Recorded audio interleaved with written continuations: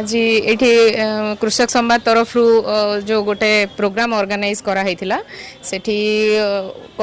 खोर्धारू कटकरू मालकानगिरी नवरंगपुर कोरापुट प्रत्येक जगार चाषी मैंने आसते आ कि चाषी समस्या उपरे डिस्कशन भी होता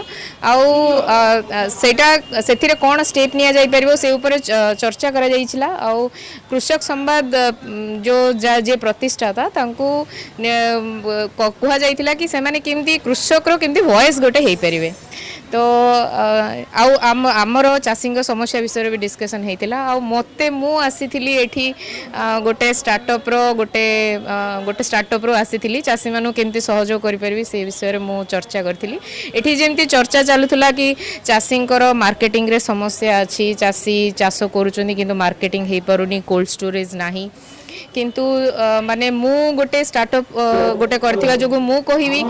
सरकार बहुत सहयोग करूचंदी आज बहुत स्कीम अच्छी एपिकल रो हो कि चाष पई हो बहुत स्कीम अच्छी चाषी मानन को इच्छा प्रकाश करिवार अच्छी आगु केमती बढ़िबे से माने गोटे एकर रु 5 एकर केमती चाष करबा मार्केटिंग सब बेले आम निज मार्केट हमको निज को क्रिएट करियो पड़िबो सब समस्यार समाधान आम निज पाखरे ही अच्छी तो आमे से समाधान रास्ता निजे खोजिबार अच्छी सरकार तो हमको बहुत सहयोग करुँच तार लाभ नहीं आम किमिति आम निज के आगू बढ़ी पारिबा सेटा निजर ही चेष्टा रहिबा दरकार। Thank you.